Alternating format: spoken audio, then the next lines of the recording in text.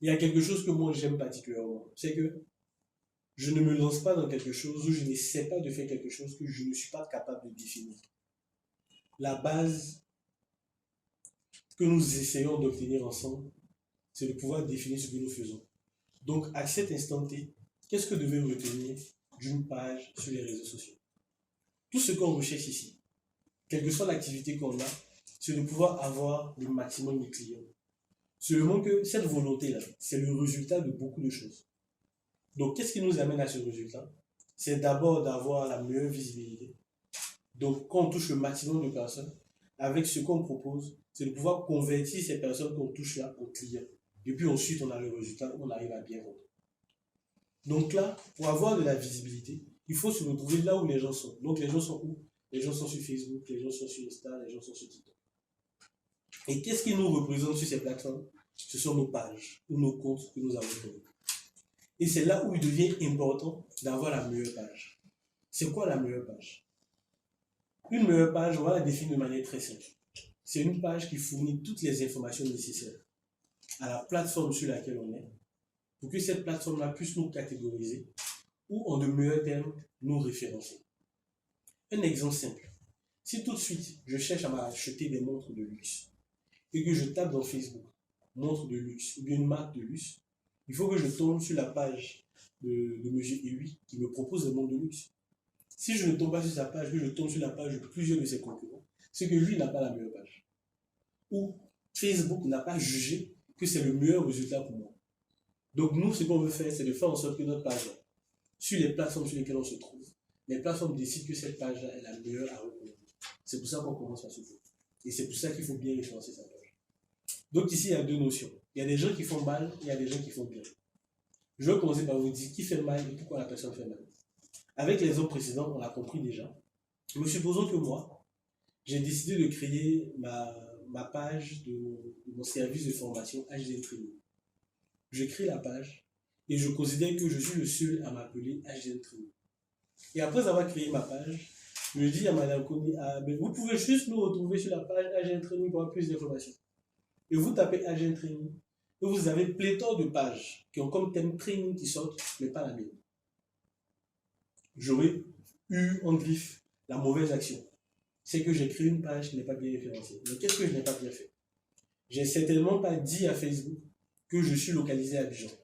Ce qui est un critère primordial pour recommander un résultat à quelqu'un qui habite à Abidjan. C'est que si vous recherchez quelque chose sur Facebook, les premières pages que Facebook va vous recommander, c'est d'avoir des pages qui mènent l'activité que vous recherchez dans votre zone géographique. Donc certainement que je n'ai pas dit à Facebook que je suis à Abidjan. Facebook a besoin de montrer des pages qui sont de confiance. Peut-être que je n'ai pas renseigné les descriptions, je n'ai pas mis d'adresse mail, je n'ai pas mis de site web, je n'ai pas mis de numéro de téléphone, je n'ai pas lié un WhatsApp business qui va permettre à Facebook de me faire confiance. Parce que ce sont ces seuls moyens-là que Facebook a de contraindre une personne à avoir une activité légale bien référencée. Okay. Donc ça, ce sont les mauvaises actions. Maintenant, qu'est-ce que j'aurais pu faire comme très bonne action? En plus de juste retirer la négation sur le point précédent, qu'est-ce que j'aurais pu ajouter? J'aurais pu avoir un bon logo, le nom de la page qui correspond exactement à mon identifiant, qui est l'élément primordial pour qu'on retrouve le nom que je donne. C'est-à-dire que l'identifiant, c'est le caractère unique à n'importe quel compte sur les réseaux sociaux. Si mon identifiant correspond au nom de mon activité que je demande à différentes personnes de rechercher, certainement ces personnes vont tomber directement sur moi. Donc si là, par exemple, on a une page qui a comme identifiant, c'est-à-dire l'arrobase, Awa Perfume, tout collé, avec le bon orthographe. Si je tape Awa Perfume, je tombe sur la page Awa Perfume. Donc j'ai besoin de bien faire ça. Ensuite, là, tout à l'heure, dans le cas pratique, on va aller sur Facebook et on va voir toutes les informations que Facebook donne. On va voir comment et pourquoi les renseigner. Par exemple, il y a une action qui est une très belle action à mener. C'est que une page qui a un bon référencement, c'est souvent une page qui représente un lieu physique qu'on peut visiter. Donc, il y a un petit hack qu'on utilise. Moi, je dirais par exemple à Facebook que HDL Training est une entreprise qu'on peut visiter parce qu'il y a une option pour cocher ça. Et qu'en plus de ça, voici les zones géographiques que je dessert. Je peux lister Abidjan, je peux lister les différentes communes d'Abidjan, je peux lister Yamoussoukro, je peux lister des pays de la sous-région. Et puis à la fin, je vais sortir de Facebook allez mettre un lieu géographique à Agent Training sur Google Maps. Et puis pendant les 2 prochaines semaines, faire en sorte de taguer Agent Training comme lieu dans tous les contenus que je publie. À la longue, ma page va monter dans le référencement parce que c'est cette page-là qui génère le plus d'interactions. C'est tous ces éléments-là qui justifient que, après avoir bien créé une page, il est nécessaire de produire et de bien gérer son contenu. C'est pour ça que la prochaine étape sera de voir comment créer et gérer son contenu. Ça, c'est la généralité. C'est le pourquoi nous devons faire ce qu'on a défini. C'est le pourquoi nous devons avoir une page Facebook bien renseignée, donc bien créée.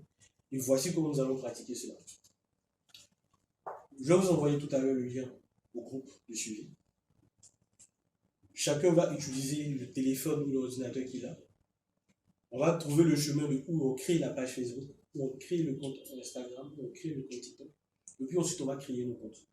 Le préalable à tout ça, c'est d'avoir une adresse mail et un numéro de téléphone pour gérer votre activité. Donc tout à l'heure, vous allez créer une adresse, soit vous pouvez utiliser l'adresse mail que vous avez déjà, soit vous allez créer cette adresse mail. On va aller sur les 3 plateformes, créer les différents comptes, voir toutes les contraintes que vous aurez pu avoir, tous ceux qui n'étaient pas à cette formation. Parce que souvent ça existe. Il y a des points où on ne sait pas quoi mettre. Donc c'est pour ça que vous êtes là. Je pourrais vous dire exactement quoi mettre.